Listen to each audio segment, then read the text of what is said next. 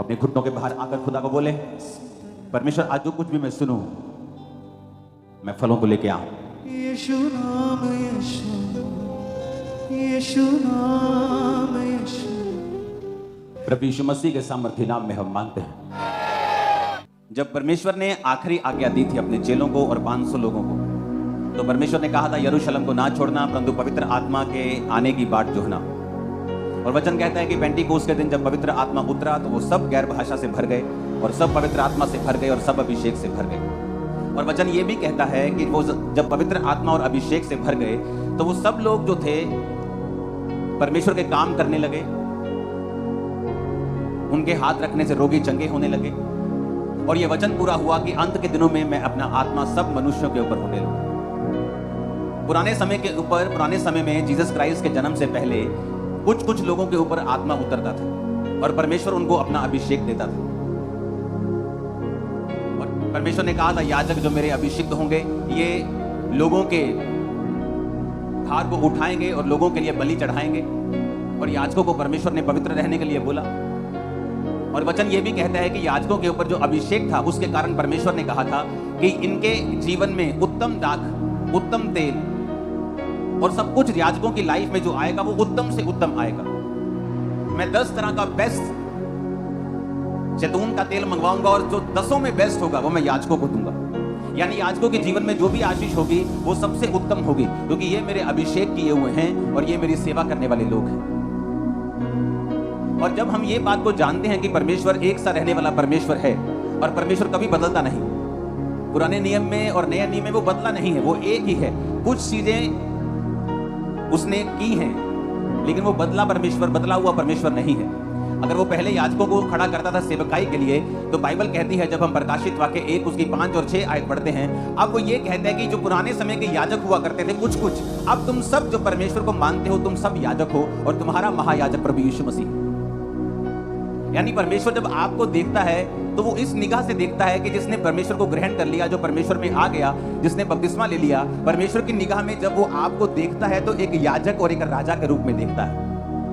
तो इसका मतलब जब याजकों को वो देखता था तो वो इस तरह से देखता था कि ये मेरे याजक हैं, इन पर मेरा अभिषेक है, अब मैं इनको उत्तम दाख, उत्तम गेहूं, उत्तम तेल, यहाँ तक कि जो उनकी पत्नी हुआ करती थी, उनका पार्टनर हुआ करता था, वो भी परमेश्वर बोलता था कुंवारियों में से लेना, वो पवित्रताई में से लेना, उत्तम लेना। क्यों ऐसा परमेश्वर कहते थे? क्योंकि बाइबल कहती परमेश्वर ने कहा ये मेरी सेवा करने वाले याजक हैं जिन पर मेरा अभिषेक है और मैं इनके जीवन में जो दूंगा वो सिर्फ उत्तम से उत्तम ही होगा। तो पुराने नियम के जो याजक होते थे, परमेश्वर कहता कि मैं इनको उत्तम दूंगा, जो भी इनकी लाइफ में आशीष आएगी मैं इनको बेस्ट आशीष दूंगा, दुनिया से अलग करूंगा, मैं इनके ऊपर अपना अभिषेक रखूंगा, मैं इनको सुरक्षित रखूंगा, मैं इनको बीमारियों से बचाकर रखूंगा, मैं इनको शर्मिंदगी से बचाकर रखूंगा, मैं इनको दुश्मन के हाथ में नहीं पड़ने दूंगा। क्यों? क्योंकि इस पर मेरा अभिषेक है और ये मेरा चुना हुआ याजक है और ये सेवा करने वाला है। कितने मेरी बात को समझ रहे हैं? अब पुराने नियम में कुछ याजक होते थे, बाकी प्रजा होती थी, वो अपने अपने पापों के लिए भेड़ों को लाया करती थी। याजक उन भेड़ों को परमेश्वर के सामने पाप बलि, होम बलि के रूप में, स्वेच्छा बलि, बड़ी सी बलियां होती थी, उनके रूप में परमेश्वर के सामने चढ़ाया करता था। लेकिन लोगों को अधिकार नहीं था बलि चढ़ाने का। लेकिन परमेश्वर ने कहा कि जब प्रभु यीशु मसीह आ जाएंगे तो अनुग्रह आ जाएगा, ऐसा अनुग्रह आ जाएगा जो कभी कुछ लोगों पे होता था, अब वो सब पे आ जाएगा। और जो कोई परमेश्वर को ग्रहण करेगा, यहोवा पिता के सामने वो याजक ठहराया जाएगा और राजा ठहराया जाएगा। यानी उसकी लाइफ में अब जो कोई आशीष आएगी वो उत्तम से उत्तम आएगी। तुम बेस्ट आशीषों के हकदार होंगे, तुम्हारी लाइफ में हर एक चीज बेस्ट होगी। ऐसा परमेश्वर देखता है आप विश्वासियों को जब वो आपकी ओर देखता है जिसने बपतिस्मा लिया हुआ है, जो याजक है और जो परमेश्वर यीशु मसीह को अपना उद्धारकर्ता मानता है। समझ आ गई इतनी बात के नहीं? मैं आगे चलूं, ये बेस बना रहा हूं। यानी आप सोचते हैं कि जब परमेश्वर आपको देखता है तो वो क्या सोचता है?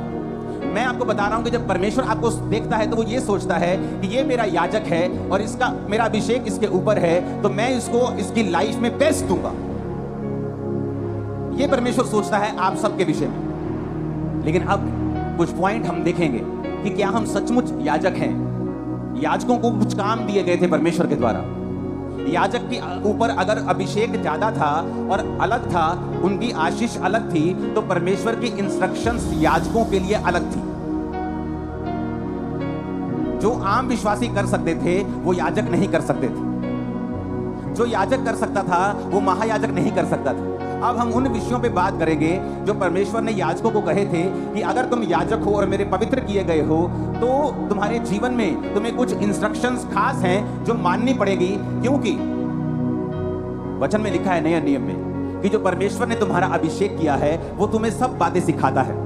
यानी तुम्हें घर कैसे चलाना है, तुम्हें बिजनेस कैसे चलाना है, सेवकाई कैसे चलानी है, यानी तुम अपने जीवन में कैसे चलना है, अपनी सेहत का ध्यान कैसे रखना है। परमेश्वर कहता है जो अभिषेक तुम्हारा किया गया है वो तुम्हें सब बातें सिखाता है। यानी अगर आपकी लाइफ में परमेश्वर का अभिषेक है तो आपको वो सब बातें सिखाता जाएगा, धीरे धीरे आपको सब बातों से पंजाबी कहते जानू करवाता जाएगा, तो आपको सिखाता जाएगा, ताकि आप अपनी लाइफ में जो कुछ भी करते हैं, आप जॉब करते हैं या बिजनेस करते हैं, आपकी लाइफ में जो कुछ भी आपकी सेकंड कॉलिंग है, पहली कॉलिंग हम सबकी है प्रचार करना, सेकंड कॉलिंग है किसी की डॉक्टर, किसी की इंजीनियर, किसी का बिजनेस, किसी की जॉब, किसी का सेवकाई में काम करना, ये हर एक बंदे की अलग अलग कॉलिंग है और उसकी ब्लेसिंग उसी कॉलिंग में है।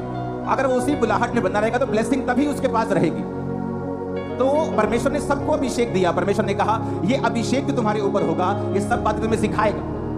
अब हमें ये बात मालूम हो गई कि जब परमेश्वर मेरी ओर देखता है तो वो क्या सोचता है। आप एक कंपनी में गए हैं, आपका बॉस जब आपके पास से निकलता है और आपके गले में आई कार्ड होता है उस कंपनी का, तो आपका बॉस सोचता है कि ये मेरी कंपनी में काम करने वाला मेरा एक भाई है। तो वो आई कार्ड उसको ये दिखाता है कि ये उसी कंपनी का है जिस कंपनी में मैं हूं। उसी तरह से जब परमेश्वर आपको देखता है तो वो इस तरह से देखता है कि ये मेरा बेटा है, मेरी बेटी है, ये याजक है और मैं इसको उत्तम दूंगा। तो ये परमेश्वर की निगाह है, ये सोच है, उसका दिल है जब वो आपको देखता है। अब हम चलेंगे कि परमेश्वर क्या सोचता था पुराने नियम में। लेवी व्यवस्था 21 उसकी 8 आयत में लिखा है, इसलिए तू याजक को पवित्र जानना, क्योंकि वह तुम्हारे परमेश्वर का भोजन चढ़ाया करता है, इसलिए वह तेरी दृष्टि में पवित्र ठहरे, क्योंकि मैं यहोवा जो तुमको पवित्र करता हूं पवित्र हूं। लेवी व्यवस्था 21 उसकी 1 से 4 और 10 से 12 आयत। फिर यहोवा ने मूसा से कहा, हारून के पुत्र जो याजक हैं उनसे कह दे कि तुम्हारे लोगों में से कोई भी मरे तो उनके कारण तुम में से कोई अपने आप को अशुद्ध ना करे। अपने निकट कुटुंबियों अर्थात माता पिता, बेटी, भाई, अपनी कुंवारी बहन जिसका विवाह ना हुआ हो, जिनका निकट का संबंध है, वो अपने आप को अशुद्ध कर सकता है। पर याजक होने के नाते वह अपने लोगों का प्रधान है, इसलिए वह अपने आप को ऐसा अशुद्ध ना करे कि वह अपवित्र हो जाए।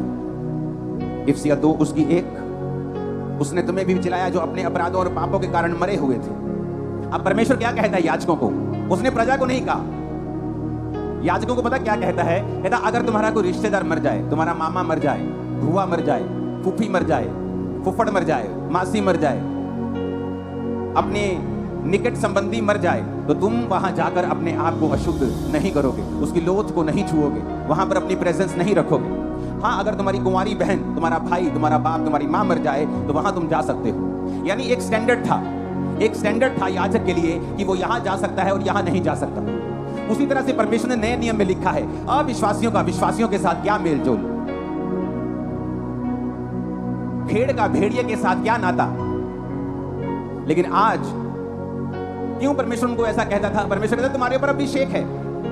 जब तुम्हारे ऊपर अभिषेक है तो तुम ऐसा नहीं कर सकते जैसा आम लोग कर रहे हैं, नहीं तो ये अभिषेक जो तुम्हारे ऊपर है ये अशुद्ध हो जाएगा। सभोपदेशक 10 उसकी 1 में लिखा है, मरी हुई मक्खियों के कारण गंधी का तेल सड़ने और बसाने लगता है और थोड़ी सी मूर्खता बुद्धि और प्रतिष्ठा को घटा देती है। परमेश्वर ने क्या कहा कि थोड़ी सी मूर्खता के कारण, मरी हुई मक्खियों के कारण गंधी का तेल, एक सुंदर, एक अभिषेक, एक सुगंधित तेल भी सड़ने लगता है और बसाने लगता है। मरी हुई मक्खियां पाप को दर्शाती हैं, पाप के परिणाम को दर्शाती हैं, मरे हुए कामों को दर्शाती हैं। तो परमेश्वर ने कहा याजक अपने आप को अपवित्र नहीं करेंगे क्योंकि इन पर मेरा अभिषेक है। उसी अभिषेक के कारण इन पर बेस्ट आ रहा है, बेस्ट तेल, बेस्ट दाग, बेस्ट जीवन, बेस्ट सब कुछ, बेस्ट सुरक्षा, ब्लेसिंग, हीलिंग, डिलीवरेंस इन पे आ रहा है। तो परमेश्वर ने नए नियम में क्या कहा? परमेश्वर ने कहा तुम्हारा अविश्वासियों का विश्वासियों के साथ क्या मेलजोल, विश्वासियों के साथ अविश्वासियों के साथ क्या नाता, भेड़ का भेड़ियों के साथ क्या नाता। लेकिन आज अगर आपको कोई ऐसा लड़की या लड़का पसंद आ जाए जो अविश्वासी हो, आप झट उसके साथ शादी करने के लिए तैयार हो जाते हैं, ये सोच के कि कल को ये क्रिश्चियन बन जाएगा, कल को ये मसीह में आ जाएगा। क्यों? क्योंकि आपको ये पता नहीं है कि आपको अपने अभिषेक को संभाल के रखना है। अगर आप अपने अभिषेक को संभाल के नहीं रखते और उसे गंदा होने देते हैं, गंधी का तेल सड़ने और बसाने लगता है मरी हुई मक्खियों के कारण, कि जो तेल आपके अंदर है, जो अभिषेक आपके अंदर है, वो तो सुगंधित है, वो इतनी सुगंधित है कि वो सब चीजों को अपनी ओर खींचेगा। वो उत्तम दाग को, उत्तम जॉब को, उत्तम ब्लेसिंग को, उत्तम बिजनेस को, उत्तम चीजों को अपनी ओर लेके आएगा। लेकिन मरी हुई मक्खियों के कारण, कि तुम्हारे काम मरे हुए हैं, तुम्हारे पापों के कारण, तुम्हारी ब्लू फिल्में देखने के कारण, तुम्हारे ये ध्यान ना रखने के कारण कि क्या ये काम मेरे अभिषेक को खराब कर सकता है। परमेश्वर ने कहा याजकों को कि तुम्हें उत्तम तो मैं दूंगा, लेकिन तुम्हें अब वैसा नहीं करना पड़ेगा जैसे लोग कर सकते हैं। अब तुम आम लोगों में नहीं जा सकते, तुम मरे हुए लोगों में नहीं जा सकते। तो क्या हम मरे हुए लोगों में नहीं फिरते? हमें मालूम है कि मेरा एक फ्रेंड जो क्रिश्चियन है, ये आत्मा में मरा हुआ व्यक्ति है, ये पाप करने वाला व्यक्ति है, ये व्यभिचार करने वाला व्यक्ति है, शराब पीने वाला व्यक्ति है, तो भी मेरे साथ उसका संबंध मैं छोड़ता नहीं हूँ। इसका मतलब क्या है कि मुझे अपने अभिषेक की कोई भी परवाह नहीं है। पुराने नियम में परमेश्वर ने कहा था जो मरा हुआ है उसके पास मत जाना, लेकिन आज नए नियम में परमेश्वर कहता है जो आत्मिक रूप से मरा हुआ है उसका तुम्हारे साथ क्या लेना देना। पौलुस कहता जो भाई कहलवा के मूर्ति पूजा करता हो, जो भाई कहलवा के व्यभिचार करता हो, उसकी थाली में भी खाना नहीं खाना। लेकिन तुमको क्या लगता है? लेकिन तुमको भाई बंधु पूना ज्यादा अच्छा लगता है। जो व्यक्ति व्यभिचार में गिर गया, पाप कर गया, तुम्हें लगता है कि नहीं वो छोटी मोटी बात है, तुम उसके साथ अपना संबंध पूरी तरह से कायम रखते हो, अपनी दोस्ती कायम रखते हो, क्योंकि वो तुम्हारी फ्रेंड रही है, तुम्हारी दोस्त रही है। तो परमेश्वर ने कहा तुम परमेश्वर के वचन को पूरा नहीं कर रहे हो, तुम उसके वचन के प्रति सीरियस नहीं हो। पुराने नियम में तुम उस मुर्दे के प्रति नहीं जा सकते, मुर्दे के पास नहीं जा सकते। नया नियम में क्या कर सकते हो? तुम उस व्यक्ति को प्रचार कर सकते हो कि तुमने गलत किया, तुम ये पाप कर रहे हो, तुम ये गलत काम छोड़ दो। इतना ही संबंध तुम उसके साथ रख सकते हो। परमेश्वर ने कहा उसके साथ खाना नहीं खा सकते, उसके साथ संगति नहीं कर सकते, उसके साथ घूम फिर नहीं सकते, क्योंकि अविश्वासी का विश्वासी के साथ या मरे हुओं का जीवितों के साथ क्या संबंध। लेकिन आज हमें अपने अभिषेक की परवाह नहीं है, क्योंकि हम अंधे हो चुके हैं। हमें ये मालूम नहीं कि यही वो अभिषेक है जिसके कारण परमेश्वर अपनी बरकतें देता है। आज बहुत से लोग सेवकाई में बरकत को मांगते हैं, क्यों नहीं मिलती? वही सेवकाई स्टक हुई पड़ी, अड़ी हुई, क्यों? क्योंकि अभिषेक में नहीं बढ़ते। अभिषेक में क्यों नहीं बढ़ते? अभिषेक में क्यों नहीं बढ़ते? अभिषेक में तभी बढ़ेंगे जब जेलसी छोड़ेंगे। अभिषेक में तभी बढ़ेंगे जब टांच मारना छोड़ेंगे छोटी छोटी बातों के ऊपर। वो हम छोड़ नहीं सकते, जेलसी छोड़ नहीं सकते। ये कैसे बढ़ गए, ये कल से कल के आए, अब इतना कैसे बढ़ गए? अब इतनी जेलसी होगी तो परमेश्वर अभिषेक नहीं देगा। और अगर अभिषेक नहीं होगा तो ये सारे अभिषेक वाले भाग हैं।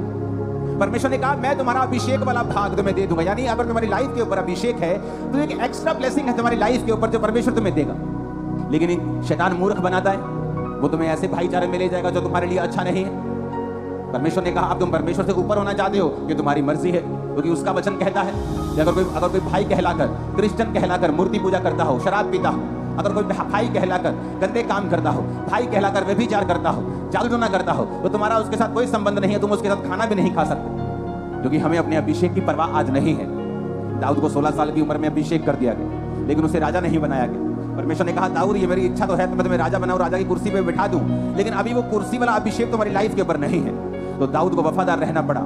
पहला अभिषेक आप पर आता जब आप तौबा करते हैं, दूसरा अभिषेक आप पर आता है जिस तरह दाऊद के ऊपर आया और वो अकेले यहूदा के गोत्र का राजा बना। उसी तरह से आपकी लाइफ का अभिषेक भी बढ़ता जाता है जब आप परमेश्वर के साथ पहले अभिषेक के बाद वफादार रहते हैं। आपका पहला अभिषेक कब होता है? जब आप बपतिस्मा लेते हैं, आप पवित्र आत्मा को पाते हैं, आपको अभिषेक मिलता है, तब आपको फिर वफादार रहना है, अपने अभिषेक को संभाल के रखना है। आप ऐसी संगतियां नहीं कर सकते जहां पर आपका अभिषेक लीक हो जाए, जहां पर आपका आत्मिक जीवन लो हो जाए। अगर आपको अपना अभिषेक संभाल के आप नहीं रखेंगे वो नहीं बढ़ेगा।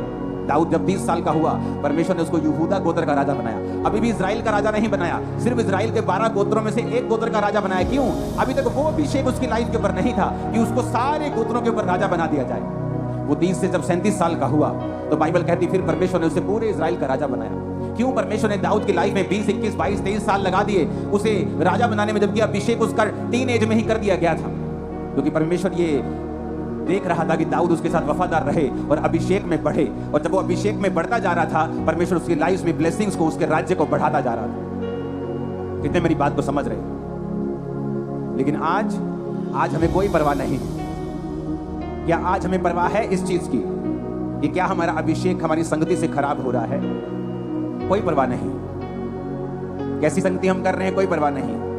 हमारे दोस्त कैसे हैं? हमें कोई परवाह नहीं। अगर आपको याजक परमेश्वर कहता है तो उसकी जिम्मेवारियां भी परमेश्वर ने रखी। वो कहता है याजक को मैं बेस्ट दूंगा, तुम्हें मांगने की जरूरत नहीं। परमेश्वर कहता है मैं बेस्ट दूंगा, दाग, तेल, लाइफ, पार्टनर, एवरीथिंग तुझे बेस्ट दूंगा, किसी चीज की कमी तुम्हारी लाइफ में नहीं आने दूंगा। पर याजकों को वो क्या कहता है? कहता तुम फिर दुनिया से अलग जियोगे, जैसे तुम्हारा दोस्त जीता है, तुम भी वैसा जीना चाहते हो, तो तुम्हारे ऊपर याजक का अभिषेक नहीं रहेगा। जब अभिषेक नहीं रहेगा तो वो ब्लेसिंग्स, वो सुरक्षा, वो परमेश्वर का स्पेशल फेवर भी तुम्हारी लाइफ के ऊपर नहीं रहेगा। आज से तुम चर्च में हो, लेकिन जब यहां से चले जाओगे तब कहां जाओगे? कल तुम अपने काम में क्या करोगे? अपने बिजनेस में क्या करोगे? क्या तुम चोरी करोगे? तो इसका मतलब तुम्हारे ऊपर परमेश्वर का अभिषेक नहीं रहेगा, क्योंकि याजकों के ऊपर एक जिम्मेवारी थी। अपना घर चलाने की जिम्मेवारी भी याजकों के ऊपर थी। लेवी व्यवस्था 21:9 में लिखा, यदि याजक की बेटी वैश्या बनकर अपने आप को अपवित्र करे तो वह अपने पिता को अपवित्र ठहराती है, वो आग में जलाई जाए।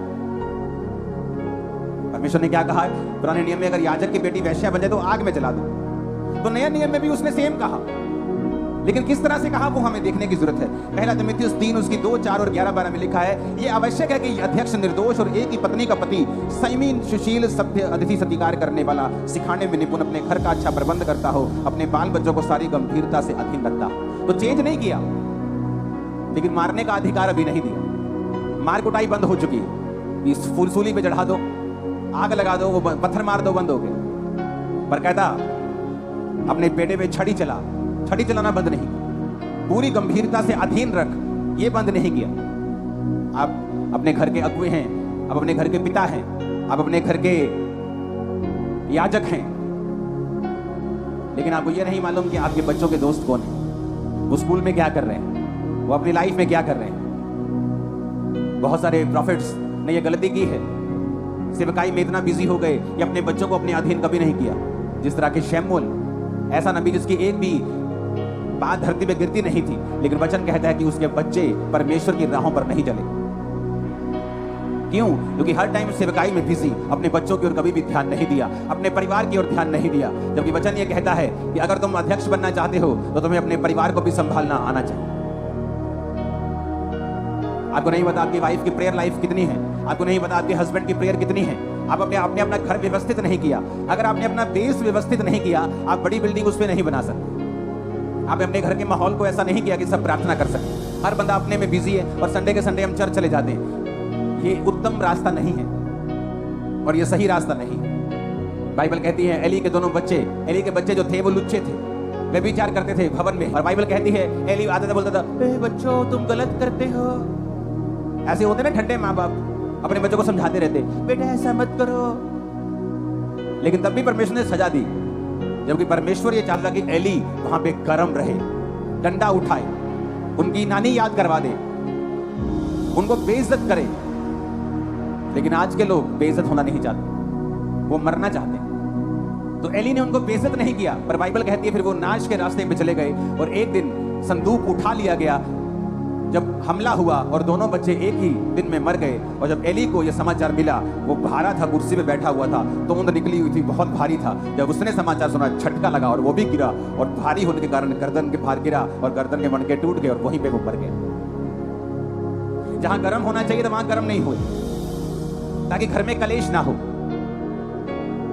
असहज वातावरण ना बने। आज तुम अपने बच्चों को कुछ नहीं कहते, तुम्हें मालूम है तुम्हारी बेटी बिगड़ रही है, तुम कुछ नहीं कहते, घर में कलेश ना हो, इसके बाप को मालूम ना हो जाए।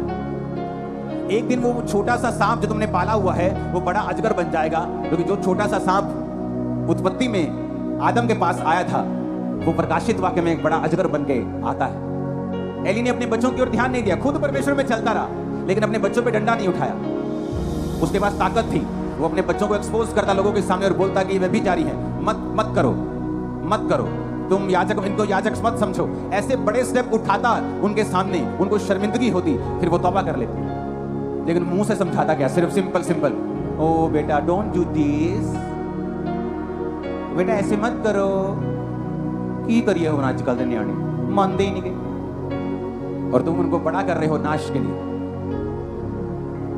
बहुत से सेवक नहीं उठा पाते ऐसे स्टेप्स को और अपने बिगड़े हुए बच्चों को पुलपट पे खड़ा कर रखते हैं। उन्हें लगता है अगर हम कुछ कहेंगे तो हमारा घर अव्यवस्थित हो जाएगा। ऐसा करते इसकी शादी कर देते, शादी तो कर दी, वो शादी के फिर 2 साल बाद बिगड़ जाएगा। क्योंकि अगर तुमने स्पिरिट को हैंडल नहीं किया, अगर तुमने आत्मा को हैंडल नहीं, पाप को हैंडल नहीं किया, तो शादी से पहले जो पाप तंग करता था, शादी के बाद भी वो तंग करेगा। क्योंकि तुम्हें काबू करना पड़ेगा पहले से ही, वो बाद में भी तंग तुम्हें नहीं करेगा। कितने मेरी बात को समझ रहे हैं? तो याजक अगर बनना है तो याजकों की जिम्मेवारी भी देखो परमेश्वर ने कैसी रखी। याजकों की बेटियों को पवित्र होना था, याजकों के बेटों को पवित्र होना था, याजकों को जिम्मेवारी निभानी थी कि वो अपने बच्चों को, अपने बाल बच्चों को गंभीरता के साथ अधीनगी में रखे और परमेश्वर में चलाए। क्यों परमेश्वर अब्राहम से खुश था? क्यों परमेश्वर बोलता था, जब 3 दूत अब्राहम के पास आए और उन्होंने खाना खाया, उनमें से 2 दूत थे और एक यहोवा परमेश्वर था। जब बाइबल कहती है वो सदोम और अमोरा की ओर चले उनको नाश करने के लिए, तो जो एक दूत यहोवा परमेश्वर था, तो वो अपने मन में सोचने लगा कि जो मैं करने वाला हूं, क्या मैं अपने दोस्त अब्राहम से छुपा के रखूं? क्योंकि ये अपने घराने को आज्ञा देगा कि मेरे बाद तुम परमेश्वर में अटल चलते रहोगे। आज्ञा देगा, कमांड करेगा, विल बनाएगा। मेरे बाद अगर मेरे बच्चे यहोवा में चलते हैं तो सारी प्रॉपर्टी के मालिक हैं, नहीं तो ये सारी प्रॉपर्टी सब में बांट दी जाए। ऐसी विल, ऐसी कमांड, ऐसी पावर अपने घराने के ऊपर कि बेटा ये सही रास्ता है, तुम्हें यहोवा में चलना है, मुड़ना रास्ता नहीं है, ये तो मैं तेरा बाप नहीं हूं। लेकिन नहीं, आज के विश्वासी ऐसे कदम नहीं उठा सकते और वो धीरे धीरे अपने बच्चों को नाश होता हुआ देखते हैं। पहले बिगड़ता हुआ देखते हैं, फिर नाश होता हुआ देखते हैं, फिर शैतान के हाथों में देखते हैं, फिर इस धरती के ऊपर उन्हें दुख भोगता हुआ देखते हैं, फिर परमेश्वर के सामने प्रार्थना करते हो परमेश्वर। फिर परमेश्वर कहता है, तुझे मेरा वचन सुनाई नहीं दिया था जब मैं बोल रहा था? तुझे ये मालूम नहीं कि मैं ही वचन हूं, वचन ही मैं हूं? जब मैं वचन के जरिए तुमसे बात कर रहा था, तुम्हें सुनाई नहीं दिया था? तब तुम्हें एक्शन लेना चाहिए था, स्टैंड लेना चाहिए था, फास्टिंग करनी चाहिए थी, प्रार्थना करनी चाहिए थी, प्रेम भी करना चाहिए था अपने बच्चों से अधिक से अधिक, ताकि तुम उन्हें बदल सको और मुझ में ला सको। तो अगर तुम्हें याजक बनना है तो तुम्हारे ऊपर एक जिम्मेवारी भी है जो परमेश्वर दिखाता है। ऊंची आवाज में हालेलुया बोलो। अगर तुम याजक हो तो तुम वो नहीं कर सकते जो दुनिया कर सकती है। अगर तुम याजक हो और तुम ये मानते हो कि मैं याजक हूं, मेरे ऊपर परमेश्वर का अभिषेक है, तो फिर तुम वो नहीं कर सकते जो दुनिया करती। पवित्र आत्मा से भरने के बाद, पवित्र आत्मा की गहरी उपस्थिति को लेने के बाद, बहुत गहरी उपस्थिति 2004 से मैंने पवित्र आत्मा की देखी है अपनी लाइफ में। जब परमेश्वर कहता है याजक, तुम याजक हो, तो तुम अपने बुआ के मरने पे नहीं जा सकते। तो परमेश्वर इतनी गहरी इंस्ट्रक्शंस इनको देता था। तो परमेश्वर आज भी याजकों को कहता है, तुम लोगों को, कि तुम अविश्वासियों के साथ तुम्हारा क्या मेलजोल? तुम उनको प्रचार करो, तुम उनके लिए प्रार्थना करो, तुम उनके लिए हेल्प करो, तुम उनसे तसल्ली करो, उनको गले लगाओ, उनको प्यार करो, लेकिन उनके जैसे काम, उनके जैसे संगति, उनके जैसे बीच में रह के उनको प्रसन्न करने का प्रयत्न नहीं कर सकते तुम लोग। तो मैंने अपने आप को अलग किया। मुझे मसीह में आए शायद सिर्फ 1 साल हुआ होगा तब। मैं वचन को जल्दी समझता था। जब मुझे मालूम हुआ था कि मुझे बपतिस्मा लेना है, बपतिस्मा नाम की कोई चीज़ होती है, तो मैं अपने पास्टर को बोलता था। वो पास्टर नहीं थे, जस्ट सेवा करने वाले लोग थे। मैं बोलता था जल्दी बपतिस्मा। तो बोलते थे पास्टर देंगे, जब पास्टर इकट्ठे हो जाएंगे 20-30 लोग, तो पास्टर बपतिस्म देंगे। तो उस पास्टर से जब मेरा बपतिस्मा हुआ, जब 20-30 लोग इकट्ठे हुए, वो भी 1-1.5 महीने बाद, जबकि मुझे जब बपतिस्मे के बारे में मालूम होता, मैंने कहा था जल्दी जल्दी मुझे बपतिस्मा दे दो। और आज लोग 6-6 महीने, 1-1 साल सोचते रहते हैं कि मैं बपतिस्मा लूँ या ना लूँ। क्या सोचते रहते हो कि मुझे पाप करना है, मैं अभी पाप करूंगा, मैं साफ नहीं हूँ? अगर तुम्हें साफ होकर परमेश्वर के पास आना है तो उसमें परमेश्वर की क्या बड़ाई है? बाइबल कहती है वो तुम आओ, परमेश्वर तुम्हें साफ करेगा। तुम ये नहीं सोच सकते कि मैं बपतिस्मा तब लूंगा जब मैं साफ हो जाऊं। तुम ये नहीं सोच सकते कि जब मुझे आवाज आएगी। कौन सी आवाज? परमेश्वर तो आवाज दे चुका है बाइबल में कि तुम में से सब लोग बाप बेटा पवित्र आत्मा के नाम से बपतिस्मा ले और परमेश्वर को ग्रहण करें। अब कौन सी आवाज की उड़ीक कर रहे हो? नहीं, मैंने फलाने टाइम पे एक नाम लिया हुआ है। बाइबल कहती है जब तुमने परमेश्वर को जान लिया, पुरानी बातें बीत गई। तुमने वो लिया कि परमेश्वर को जान सको। अब जब तुमने परमेश्वर को जान लिया कि जीसस क्राइस्ट मेरा असली, ओरिजिनल, ऑथेंटिक, सच्चा परमेश्वर है, अब यीशु मसीह के पीछे आने का टाइम हो चुका है। अब परमेश्वर को फॉलो करने का टाइम हो चुका है। आमीन। लेकिन अभी भी सोचते हैं, इसका मतलब अभी भी पाप का बीज तुम में है। अभी भी तुम सोचते हो कि मुझे पाप करना है। और अगर तुम सोच ही रहे हो कि मुझे शायद पाप करना है, तो अब इसका मतलब यह है कि तुम अभी याजक नहीं हो। और अगर याजक नहीं हो, अभिषेक नहीं है, तो वैसी ब्लेसिंग तुम्हारी लाइफ के ऊपर नहीं। कितने आज इन वचन को समझ रहे हैं? अभिषेक के कारण जुआ नाश होगा। अभिषेक वाला भाग यानी एक्स्ट्रा भाग, तुम्हारे पास एक्स्ट्रा ये कार्ड है ना, जो गोल्डन कार्ड, इसकी एक्स्ट्रा बरकतें मिलती हैं, एक्स्ट्रा प्रिविलेज मिलता है। परमेश्वर ने कहा जो अभिषेक वाला भाग होगा यानी एक्स्ट्रा, मैं तुम्हें वो दूंगा, एक्स्ट्रा दूंगा लोगों से, क्योंकि तुम्हारा अभिषेक वाला भाग। और वचन कहता है कि मरी हुई मक्खियों के कारण गंधी का तेल सड़ने और बसाने लगता है। पाप के कारण तुम्हारा अभिषेक जो है वो खत्म होने लगता है, कम होने लगता है। गलत संगति के कारण तुम्हारा अभिषेक कम होने लगता है। परमेश्वर ने कहा याजकों को कि तुम सबके साथ शादी नहीं कर सकते। तुम अपने ही दायरे में रह के, अपने ही कुलों में रह के किसी पवित्र के साथ शादी कर सकते हो। तुम किसी वैश्या के साथ शादी नहीं कर सकते हो। लेकिन नया नियम में वो क्या कहता है? चाहे तुम पापी हो, तुम्हारे पाप माफ हो गए। अब नए नियम में वो क्या कहता है कि तुम किसी अविश्वासी के साथ शादी नहीं कर सकते। लेकिन आज कितने विश्वासी हैं जो अविश्वासियों के साथ शादी करना चाहते हैं। बात ये नहीं कि वो अच्छा है या वो भला है, बात ये नहीं कि वो आज आपका फियांसे कह रहा है कि मैं चर्च में चला जाया करूंगा, मुझे कोई प्रॉब्लम नहीं। आज वो कह रहा है मैं चर्च में चला जाऊंगा, कल वो कहेगा मैं चर्च में आज नहीं जाऊंगा, जा तो कर ले जो करना है। तो क्या होगा? तुम एक बंदे की आवाज पे यकीन कर रहे हो? तुम एक बंदे की आवाज के ऊपर अपना पूरा जीवन बनाना चाहते हो? तुम क्यों वो लड़ाई मोल लेना चाहते हो जो तुम्हारे लिए परमेश्वर ने नहीं रखी हुई?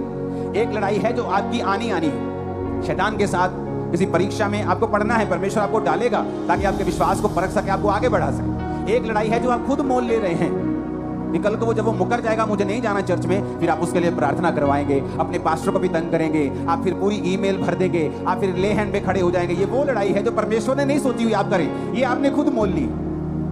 जब आप अपने पार्टनर के साथ शादी करते हैं तो बाइबल कहती तुम एक तन होगे। अगर एक तन है तो स्पिरिट भी एक ही है, क्योंकि आपके पार्टनर के पीछे जितनी भी स्पिरिट्स हैं वो आपकी हैं, आपकी जितनी भी स्पिरिट्स हैं वो आपके पार्टनर की। तो जब आप एक अविश्वासी से शादी करते हैं, आपको ये मालूम है कि अविश्वासी होने के कारण कितने तरह के जनरेशनल कर्स, कितने तरह के जनरेशन श्राप उसकी लाइफ में रहते हैं। तो जब आप उससे शादी कर रहे हैं, आप उन आत्माओं के साथ भी शादी कर रहे हैं।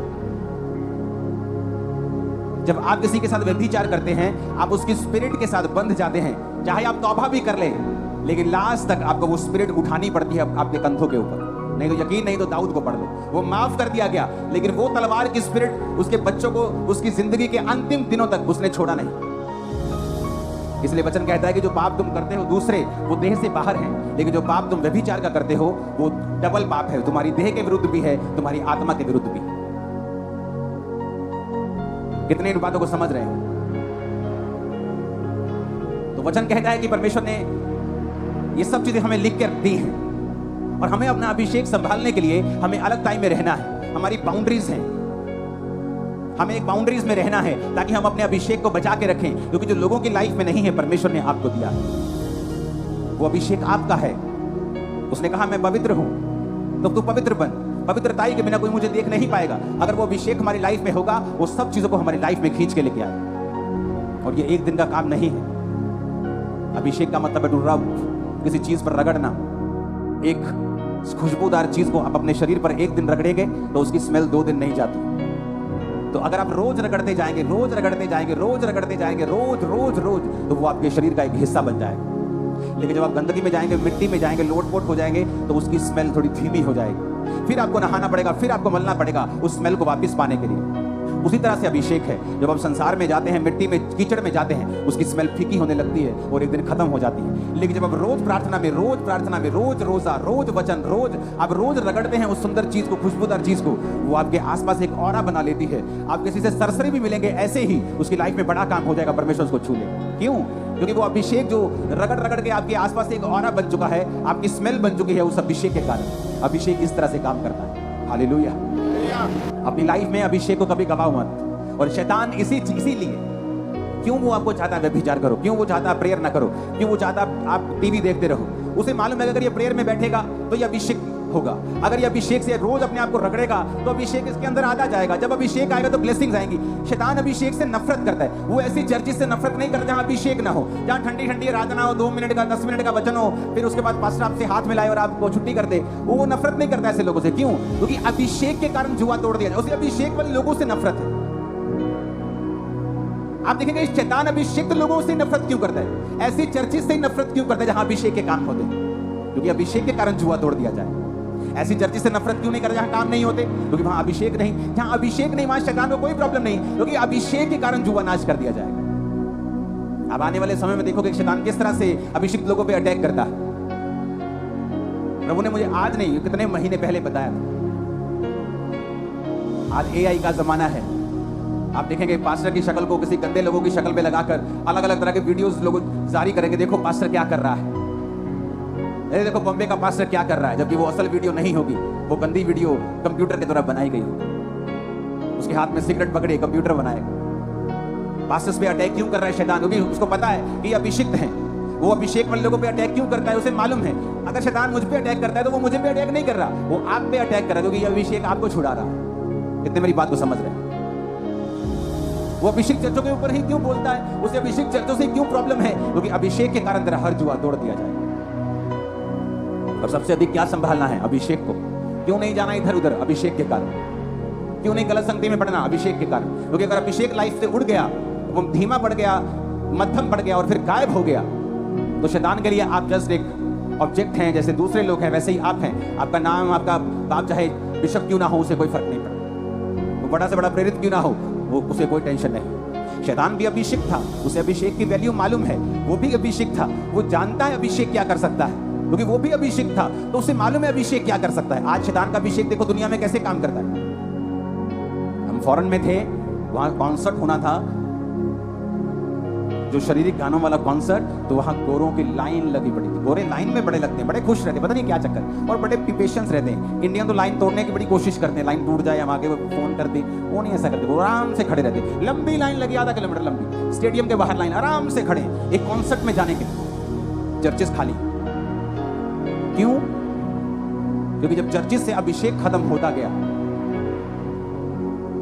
शैतान का अभिषेक खत्म नहीं किया शैतान ने। आज भी आप शैतानी को गाना लगाओ, आपको अभिषेक फील होगा। और बुढ़ी माई जिसके गोटे दर्द करते हैं ना, जब वो कभी मैं गीत लगा ही मेरा दिल करे मैं नचा, वो क्या है? अभिषेक। क्या है वो? किसका? शैतान का भी अभिषेक है, उसने गवाया नहीं है, शैतान गिराया गया है, अभिषेक उससे छीना नहीं परमेश्वर। तो फॉरेन में क्या हुआ? चर्चिस में से अभिषेक खत्म होता गया तो लोग खत्म होते। नहीं तो फॉरेन में क्या होता था कि हर गली के बाहर एक चर्च थी, और अभिषेक लोग, जो पौलुस की जनरेशन के सिखाए हुए लोग आगे बढ़ते थे, अभिषेक से बढ़ते थे और दुनिया पे राज किया उन लोगों। धीरे धीरे अभिषेक खत्म होता गया, दुनियावी चीजें बढ़ती गई।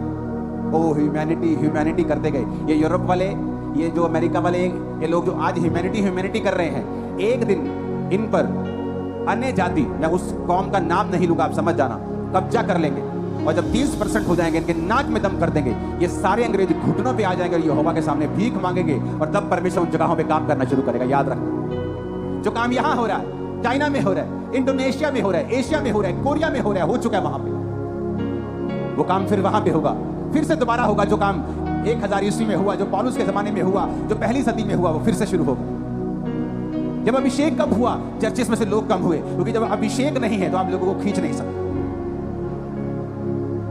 अगर आपके पास अभिषेक, आपको लोगों को मिलने की जरूरत नहीं, अभिषेक छुड़ाएगा लोगों को, लेके आएगा लोगों को। कितने मेरी बात को समझ रहे हैं? देखा, अभिषेक के कारण तेरा हर जुआ नाश कर दिया जाएगा। जब शैतान का अभिषेक कम नहीं हुआ, आज भी वो देखो गाने गाते तो कॉन्सर्ट में से भरे होते। देखो मेरे साथ के बच्चे बता रहे थे जो फॉरेन में होते हैं, यंग जो लड़कियां लड़के, कि मेरी कॉलेज की, मेरी स्कूल की लड़की ने $2000 की टिकट ली है इस कॉन्सर्ट में आने के लिए।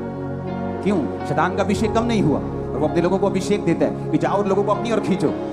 और आप समझ रहे हैं कि क्रिश्चियन लोगों को अपनी ओर खींच लेंगे अगर उनमें अभिषेक नहीं हुआ। चर्चिस के अकेले वचन सुनाकर उनको खींच लेगी अगर वो वचन अभिषेक के साथ प्रचार नहीं किया गया। इसलिए पौलुस ने कहा, मेरे प्रचार में लुभाने वाली बातें नहीं थी, जो मैं लुभाऊं तुम्हें वचन में से या संसारिक बातों में से कि परमेश्वर की राह, कहता परंतु आत्मा और सामर्थ का प्रमाण था, लुभाने वाली बातें नहीं थी।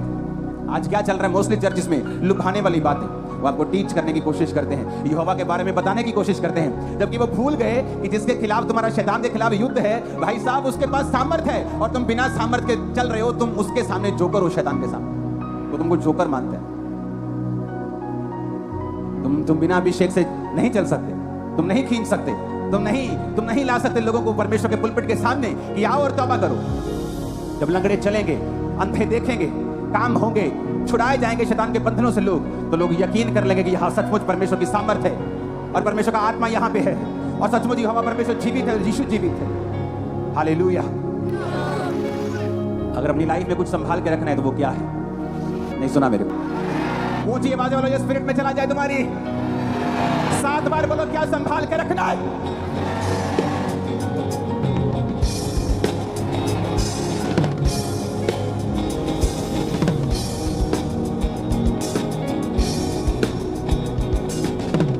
हालेलुया। ऊंची आवाज में खा ले लिया बोलो, और शैतान गिर जाएगा तुम्हारे खरोश। क्या संभाल के रखना है? तो वो पूरी कोशिश करेगा शैतान कि तुम पर से सिर्फ अभिषेक चला जाए, उसके बाद बोलेगा मैं तुम्हें संभाल सकता हूं, क्योंकि उसका अभिषेक गया नहीं है।